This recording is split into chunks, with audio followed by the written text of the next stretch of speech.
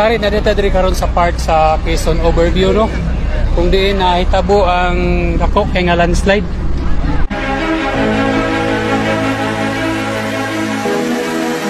Katong gabiyahe day Padabaw to CDO day mga idol no. Grabe mo ni siya nahitabo karon sa overview. Dili pa mo pwede makaagi day no kay gina-close pa ang dalan dinhi sa overview. Sakop sa Quezon Bukidnon oh. Grabe kada ko nga landslide oh. Nabinla na nagtulin sa ang karsada mga idol no. Nagip kamulo pa nila pangita mga idol ang katong natabunan nga magtiayon nga driver sa Baw-Baw gabi mga idol no. Kay naapil kuno to sa landslide mga idol. So sa gabi ito nahitabo oh. Mo ni siya ang landslide oh. Grabe kada ko mo ni siya oh. Ga stop na tanan ang katong mga tracking mga idol no, ga parking na kay di na gid siya pagyan kay gi-close na gini siya nga dalan mga idol no. Bisan og mag motor mga idol dili na pagyan ay malihayan pero gina-close na po nila apil kay naapa kuno yung mga yuta nga gahulog-hulog no. Muna siya nga wala gini siya paagi mga idol. Katong gabiyahe da mga idol no, muna siya update day diri sa Quezon Bukidnon dinhi sa overview Quezon Bukidnon no. Grabe ka kon mga idol, wala pa ni siya di pa makalapos ang Padabaw paingon mga idol no kay gina-close na gini siya karon nga adlaw.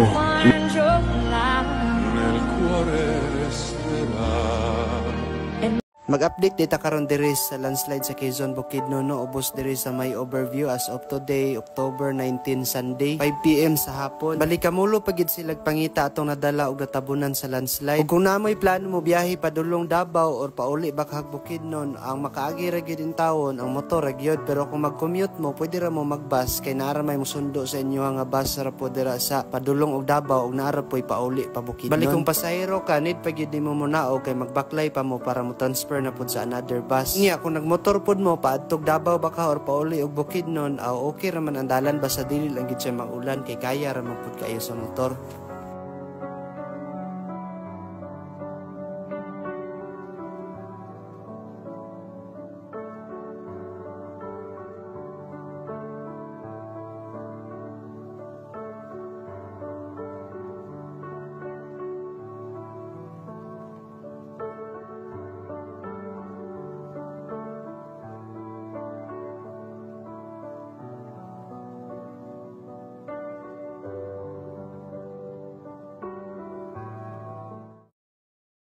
Ito nga pala yung landslide na naganap sa may Sigsag Road overview ng Quezon Bukidnon, na ayon sa balita ay mayroon daw sasakyan na nahulog.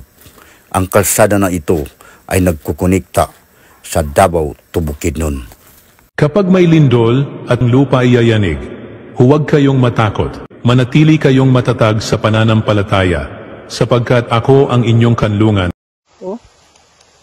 Grabe agi sa landslide. Napahak kitang parang paboro kaya na. Ipesa kaya ng simento, murarag utap. Gusto. Nay natabunan na chicken na may rescue sa baba. Nay rescue sa baba. Oo. Yan tabunan guro ni. Ito rata dito mababag sila.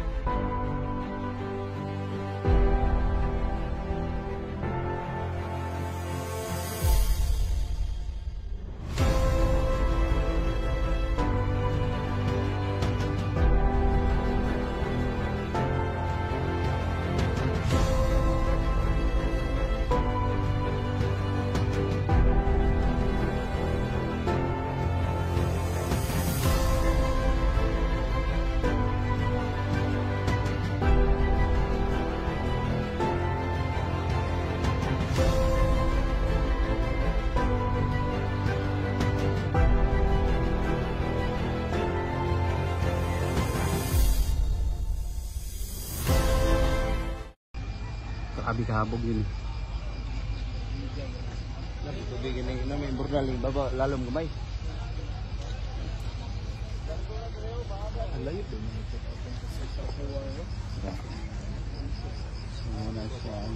Tingali ng kuwa.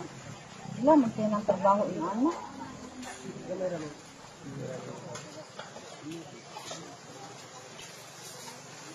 Ang mga tubig yung maniasan na nila ito agi. Ba, yun nila nakita di ay? Wala na sulod? Wala na. Yatay no? Pagkahagbong yun, nagalagpot ba?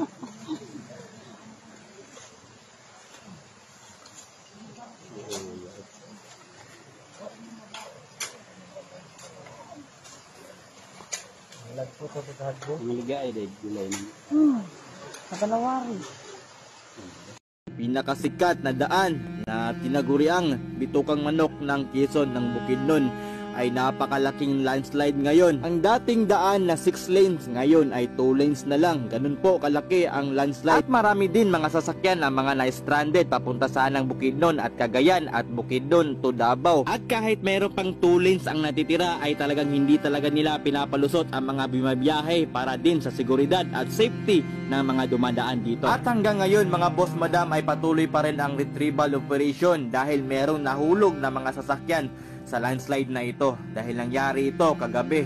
Kaya hanggang ngayon ay patuloy pa rin ang retrieval operation. At share ko lang mga boss madam no na meron pong nakaabang dito na mga boss sa kabilaan ng landslide na ito. Dahil kung papunta kayo ng Bukidnon to Cagayan ay meron nakaabang sa kabilang daan na bus papunta doon. At sa papuntang Davao naman ay sa kabila ay meron din nakaabang na bus. Kaya makakabiyahe pa rin kayo mga boss madam.